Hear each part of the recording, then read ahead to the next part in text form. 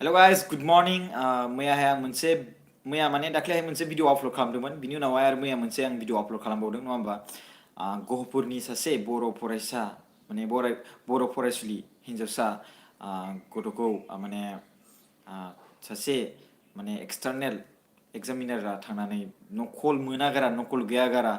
directly थांनानै माने checking खालामहैदों दख'ना बुखोहोदों बिनि सायाव जास्टिस खालामदोंमोन बे जाय माने बिनि मथेबा मा गोहो दं होननाय माने गोहो दंबानिखि जानला मानला गोहोखौ माने आंनाव पावार दं आं एक्सटार्नेल हा आंनाव गोहो दं होननानै डाइरेक्टलि थांनानै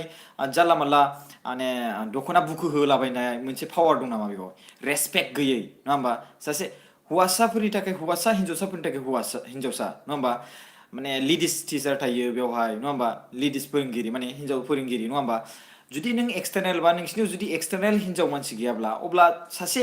माबाखौ लाना नङा होमबा लेडिस टिचारखौ लाना नङा होमबा खमसे खम बेखौ लानानै बेरायहो आरो बिनि गेजेराव दख'ना बुखो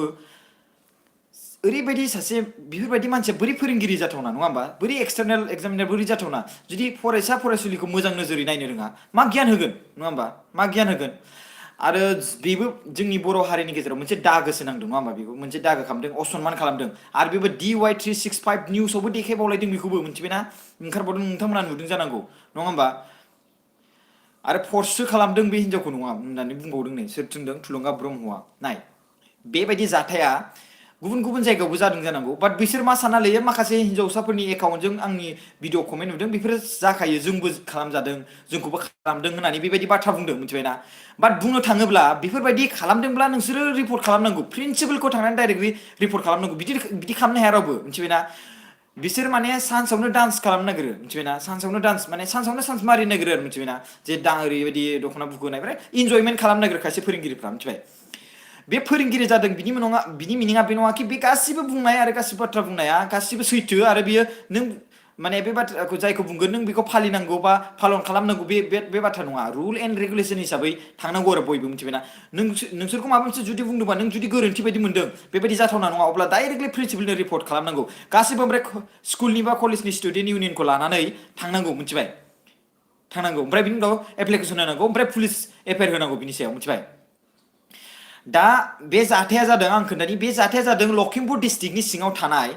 सिमलगुरि आरो राजगड़आव जादों ओमफ्राय बे फरायसुलिया जोंनि गहपुरनिमोन गहपुरा मा डिस्ट्रिक्टआव गोग्लैयो होनबा खायसे खायसे मानसिफ्रा सोङो नालाय स' गहपुरा बिश्वनाथ डिस्ट्रिक्टआव गोग्लैयो लोगोफोर दा गहपुरनि माखासे स्टुडेन्ट इउनियनफ्रा थांनानै डाइरेक्टलि बेवहाय जास्टिस खालामहैबाय हाबनो होआ जानला मानला आरो बिनि गेजेराव माने दरना होबाय गेदारिं खालामबाय बिनि गेजेराव माने माने फोरोंगिरिनाव माने प्रिन्सिपालनाव थांनानै माखासे माबा होनबाय दा बाथ्राया जाहैबाय कि बे गहपुरनि जाय माखासे स्टुडेन्टफोर बिसोरो बुंदों कि बेखौ टिचारखौ जों इसेबां माने गिदिरसिम लांला बाट बियो निमाहा बिथारनांगौ जाय खामानिखौ मावदों बे निमाहा बिथारनांगौ बिसोरो मिथिबायना बे निमाहा बिथारनांगौ आरो स्टुडेन्टफोरनि सिगाङाव फैनांगौ निमाहा बिथारनांगौ आइ एम सरि बुंथारनांगौ बेखौल' नागिरदों बाट बेबायदिखौनो खालामनो नागिरबावा मदद होनो नागिरबावा स' गासिबो जोंनि बर' हारिनि गासिबो रायजो राजाफ्रा जमा जानानै खौसेथि जानानै प्लिज बिनि सायाव एसे एक्सन लानांगौ मिथिबायना जोंनि बर' हारिनि फिसाजोखौसो असनमान खालामदों बेबो दख'नाया जोंनि बर' हारिनि मोनसे ट्रेडिसनेल ड्रेस मिथिबाय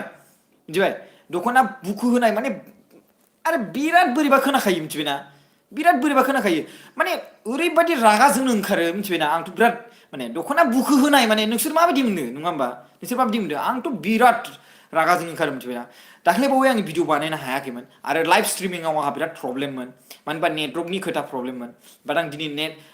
खुनु एडिट गैया directly live streaming face to face आं नोंसोरजों रायलायदों आरो नोंसोर 175 भिउ जादों ओमफ्राय बिनि गेजेरावहाय सोर बुंदों आंखौ एडभान्स कंग्रेस थेंक इउ स' माच मानि थाखाय एडभान्स बुंखो आं मिथिदों जानांगौ नोंसोरो 100K साबस्क्राइबारनि 100K साबस्क्राइबार लोगोफोर आं बुंनो 1.5 मिलियन्सनिबो बारा जोंनि रायजो राजाफ्रा दं मिथिबायना आरो बे 100Kआथ' मोनसे सामाजिक नङा होमबा बाट जोंनि खोथा दिनैनि सावरायनाया जाबाय बे जाय लखिमपुर डिस्ट्रिक्टनि सिङाव सिमलगुरि राजगड़आव जानाय जाथाय बिराद लाजिनांथाव बाथ्रा मिथिबाय माखासे स्टुडेन्टफ्रा माखासे अर्गानाइजेसनफ्रा माखासे एनजिअ ससियेल वार्कारफ्रा बिसोरखौ माने दम होनाय बायदि दोनदों माने ओरैबायदि केस होयोबा एफआइआर होयोबा नोंसोर थांबाय थानांगोन ओरैबायदि प्रब्लेम जागोन बायदिसिना बाथ्रा बुंनानै बिसोरखौ दबथायना दोनदों जाहैदों बे नानिमोनखौ बे नानिनि न'खरखौ मिथिबाय बिसोर मददसो होनांगौ बिबायदि दमखि होनानै दोननाङा मिथियोना आरे नोंसोर मदद होयोब्लाथ' बिसोर गिनो गोनां गैया ना नङा होमबा नोंसोर मदद होयोबा बिसोर गिनो गोनां गैया जुदि ससियेल वार्कार हिसाबै नोंसोरनाव जुदि गोहो दंब्ला नोंसोर बेखौ बुंनानै बेखौ साजा होनो हायोब्ला जाहाथे फिउचाराव गुबुना आरो बेफोरबायदि खालामा जाहाथे फिउचाराव गुबुना बेफोरबायदि हिम्मत गैया जे सासे बर' फरायसा स्टुडेन्ट जा बेबो हिनजाव मानसिनि दख'ना बुखु होनो हानाय आरो बेबो बुखु होदों बिनि गेजेराव नकलबो गैबावा मिथिबाय नकलबो गैबावा नकल मोनबा मोनसे खोथामोन नकलबो मोनबावाखै लोगोफोर मिथिबायना नकलबो मोनबावाखै नकल मोननायमोनब्ला मोनसे खोथामोन आरो मिथिबायना स' माने गोबां दुखुनि बाथ्रा आरोना बेफोरबायदि जाथाय जादों आरो जोंनि बर' हारिनि सासे फरायसाखौ माने हिनजाव फरायसाखौ बेफोरबायदि खालामदों आरो जोंनि बर' हारिनि गासिबो रायजो राजाफ्रा बेयाव सिरि जानानै दङ गासिबो गुत्थाय बे बर' गहपुरनि ओनसोलनि रायजो राजाफ्रा बिनि सायाव जास्टिस खालामलाय फिसा गोरोन्थिखौ नोंसोर माने निमाहा होनो नागिरो माने फिसा बिनिफ्रायनो देरसिन आरो बे दख'ना बुखु होनाय बाथ्राया फिसा नङाथ' गासिबो गुत्थाय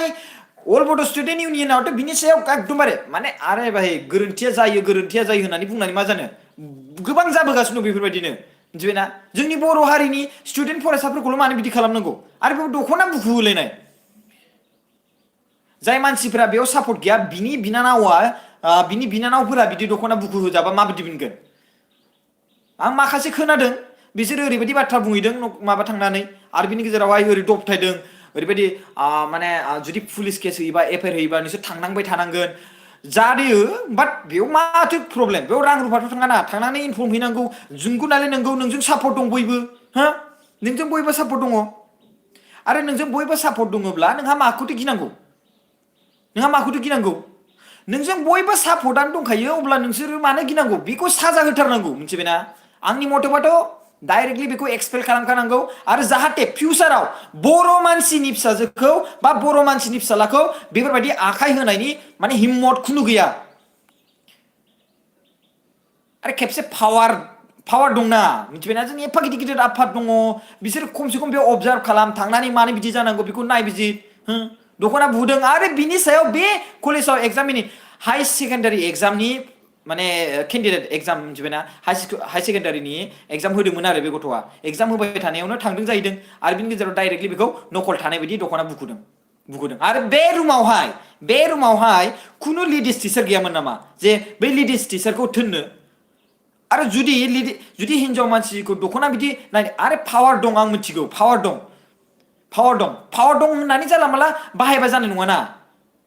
पावार दं आंनाव आं जानला माला थांबाय दख'ना बुखुबाय गस्ला बुखुबाय लंपेन्ट बुखुबाय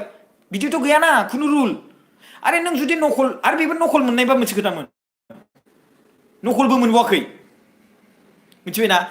आरो जुदि नोङो सासे एक्सटार्नेल सासे हौवा मानसि आरो बिनि गेजेराव सासे लेडि माने हिनजाव स्टुडेन्ट माने गार्ल्स स्टुडेन्टखौ जुदि नों चेकिं खालामनो नेटवर्कआ प्रब्लेममोन सरि लेडिस टिचार थाफाथारनांगौ मिथिबाय जुदि नों सासे हौवा एक्सटार्नेलब्रा आरो बिनि गेजेराव नों जुदि चेकिं खालामनो लुबैदोंबा गार्ल्स स्टुडेन्टखौ अब्ला नोंजों लोगोसे लेडिस टिचार थाफाथारनांगौ मिथिबाय स' आङो मोनसे रिकुवेस्ट खालामो माने बिनि सायाव अबजार्भ होथारनांगौ आरो जाहाथे फिउचाराव इयुनाव रावबो बेफोरबायदि जोंनि बर' फरायसाखौ बेफोरबायदि खालामनो हायै मिथिबायना बेफोरबायदि खालामनो हायै स' लोगोफोर आं बेखौनो लुबैयो जोंनि गासिबो बर' फरायसाफ्रा आरो बिनि गेजेराव गासिबो बे कलेजनि स्टुडेन्टफ्रा आं कलेजनि नामखौ बुंला बे कलेजनि स्टुडेन्ट इउनियनफ्रा गासिबो बेफोरबायदि मालाय सोरबा आफादा सोरबा एनजिअआ फैनानै ससियेल वार्कारफ्रा फैनानै ओरैबायदि बुंदोंब्ला बिसोरखौ बुंनो नाजा बे न'खर मानसियाव थांनानै ओरैबायदि जेबो टेनसन गैया नङा होमबा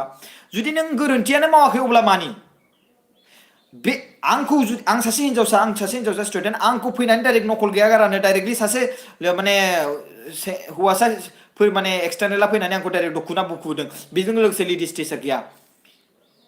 गुड मर्निं लोगोफोर जोबथानायाव नोंसिनि गासैनिबो दिनैनि दिना मोजां थांथों आरो आं नोंसिनाव बेखौनो सोङो कि नोंथांमोना कमेन्टआव होथों जाहाथे सोरबा जोबजासिम जुदि नायदोंब्ला नोंसिनि खबरफ्रा माबोरै ओमफ्राय नोंसोर जुदि आंखौ सोङोब्ला आंनि खबरा गोबां मोजां ओमफ्राय नोंसोरबो मोजाङै मोजां थांबानो जाबाय have a great day have a nice day today स' गाइस बयबो सापर्ट खालामलायनांगौ खौसेथि जालायनांगौ खौसेथि जानानै मोनसे जाय फिसाबाबो बे मोनसे हारिनि मोनसे खामानि माने हारिनि मोनसे माने दागो होनाय जादों बे मोनसे दख'ना बुखु होनाय माने मिथिबायना दख'नाया जोंनि बर' हारिनि मोनसे ट्रेडिशनेल ड्रेस आरो जोंनि बर' हारिनि फिसाजोखौ दख'ना बुखु होनाय जादों आरो बेबो नकल मोनबावाखै आरो बे रुमाव सीसीटीवी केमेराबो गैबावामोन मिथिबायना आरो बिनि गेजेराव प्रिन्सिपाला ओरैनो नायगार थादों आरो बै प्रिन्सिपालाबो गुबुन जाथि निस्सय जोंनि जाथि मोनब्ला माबा मोनसे जागौमोनदां निस्सय जोंनि जाथि मोनब्ला जोंनि बर'नि जाथिनि फोरोंगिरि मोनब्ला प्रिन्सिपाल मोनबा माबा मोनसे जागौमोन खोमादां इट्स अके जियानो जादोला गासिबो खौसेथि जानानै बिनि सायाव मोनसे माने माने एफआइआर होनांगौ आरो एफआइआर होनानै बेखौ साजा होनांगौ दायनिगिरिखौ साजा खालामनांगौ आरो बेयावहाय लायराय होनलाय दोनलायनाय बे बुजिनायनि बाथ्रा बुजिनांनायनि बाथ्रा बाट हिस्टोरि खालामनो थाखाय जाहाथे फिउचाराव गुबुन मानसिया बेफोरबायदि खालामा बिनि थाखाय बे इम्परटेन्टथार बे एफआइआर होनाया आंनिफ्राय जुदि नोंथांमोना आंनाव सोङोब्ला आंनि थाखाय इम्परटेन्ट आरोना स' थेंक इउ गाइस आंखौ मदद खालामनो थाखाय आरो 100K साबस्क्राइबार जासिगोन माखासे सुबुंफोरा कंग्रेचुलेसन बुंगासिनो दङ आरो आं बेखौबो बुंनो सानो खेबसे 1.5 मिलियननिबो सुबुं अनजिमा दं 1 मिलियनाव 10 लाख जायो अब्ला बिराद जोंनि बर' हारिनि सुबुं माने अनजिमाया दङ बाट बे 100 माने 1 लाखआ जेबो नङा स' 1 लाख साबस्क्राइबार होनायनि थाखाय आं बिराद माने गोसो गोरबोनिफ्राय थेंक इउ जासियो आरो बिनि गेजेराव आं बिदिनो नोंसोर माखासे मोजां भिडिअ लाबोबाय थागोन आपल'ड खालामबोबाय थागोन आरो नोंसोरबो आंखौ माने मदद खालामबानो जाबाय नोंसोरो जुदि सापर्ट खालामोब्ला बै सापर्टखौ आं नुखायो आंथ' एफर्टस खालामगासिनो दं नोंथांमोना नुगासिनो दङ नङा होमबा नाजागासिनो दं आङो माबा मोनसे मोननो थाखाय माबा मोनसे खामानि मावदों जुदि गोरोन्थि नुदों अब्ला डाइरेक्टलि कल खालामनानै बुंहर ओरैबायदि गोरोन्थि जादों होननानै जुदि बेयावहाय सासेल' मानसि बुंनायजों आङो खुनु बेफोरखौ सोलाया गोबां मानसिफोर कल फैनांगोन आंनाव स' नाम्बारखौ लाबानो जाबाय 7740039057 बे आंनि नाम्बार वाट्सएप खालामबानो जाबाय आरो आंखौ हर 10टानि ओजोंनिफ्राय बारा डिस्टार्ब खालामहरबाय थानाङा ओमफ्राय गाहायाव 10टानि गाहायावबा कल खालामबानो जाबाय हरनिसिम आरो फुंनि 8टानिफ्राय ओरै कल खालामबानो जाबाय आंखौ माखासे मानसिफ्रा 12टा 1टायाव कल खालामनानै माने